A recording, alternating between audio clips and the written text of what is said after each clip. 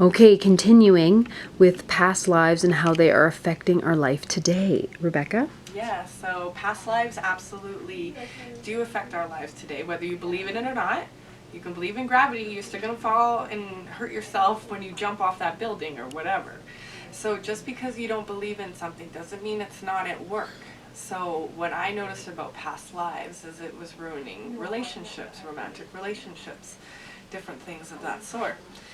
And also healing that part of things, I also was able to tap into my past life healing. So I used to be a healer in past lives. Wow, so you are being the same person throughout your... Yeah. Why is it you think that we do the repetitiveness of our life over and over again? Is it because we haven't learned our lessons, or what do you think? I feel like it's to be whole within our hearts, like who we are as in our hearts. So everybody has been recycled, and all these things have been recycled, but there's this newness when we come into our own hearts. So what I believe is we're all trying to find that wholeness within who Jill is, or who Rebecca is, or who Judy is, in that wholeness of their hearts. And we haven't quite found out what that is, because it's even for me to express in this healing center, we need to be very vulnerable. And we need to be very open and honest and authentic and real.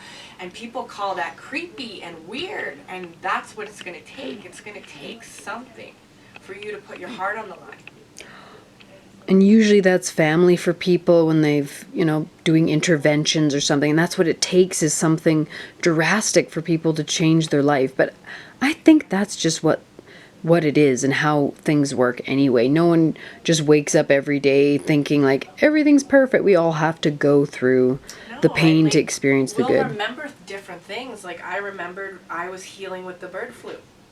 You guys remember that bird mask that the doctors would wear? The witch doctors would wear that bird mask. And what was that for? It was very historical. So the bird flu...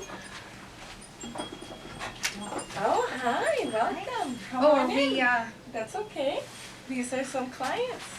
So welcome. We'll show you some of the studio here. Hi. So come on in, everybody. I'm going to show you where the magic happens. So come on in. So this is where we do most of our healing. So this is where the Swedish energy happens and the psychosomatic release happens. So you spend most of your time within this room, yeah? I do. It's a beautiful energy in here.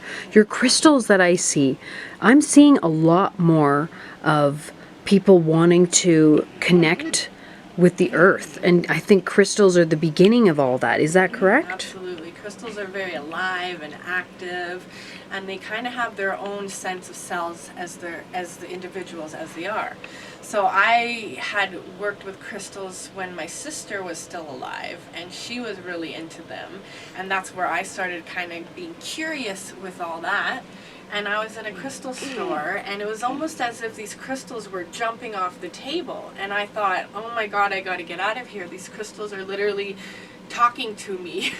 So I left the store. We went to a different store, and my friend had actually found one of those exact crystals on the floor, brought it in. That same night, I had some major pain in my leg, and I had this message to just tape the crystal onto my leg, and it sucked out all that pain.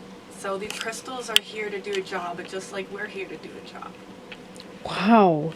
What are some of the main services that you do on a daily basis? But you do so many different spectrums with body work, massage, healing. But what is it you get to do mainly? Mainly, what I get to do is the Swedish energy massage and the psychosomatic release.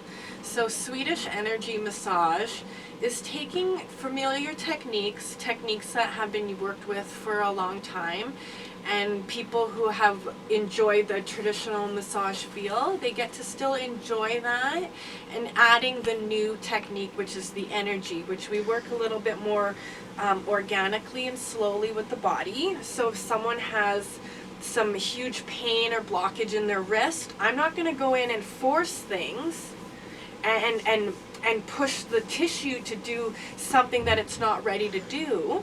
What I am going to do is work with their tissue and teach them how to work with their own tissue, so that we're putting our heads together and we're massaging and releasing together. So they're doing the breathing and I'm doing the massaging, and it's just an overall amazing experience for them.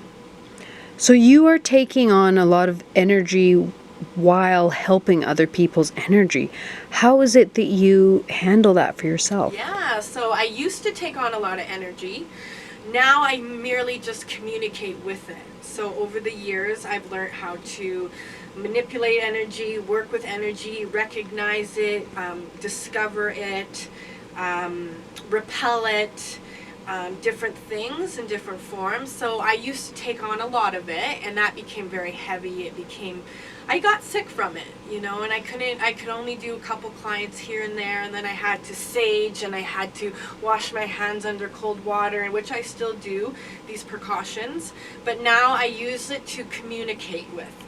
So if I have a client on my table and they have happened to have a bladder infection or something, my tissue itself will start to communicate, and I'll feel the same symptoms, and then I'll merely let it go, because I've already got that message on. I've understood what the client is going through, which she never even told me she had this infection. She never wrote it on the disclaimer or nothing.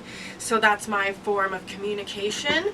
And then once I'm done communicating what I need, then it's merely gone on and released and diluted and disintegrated out, so that we can clear the rest of it. And that's how it merely works for me personally, because it can be a lot. It can add on a lot, and if someone doesn't know their own system, they can be carrying a lot of baggage that can be pretty putrid to other people.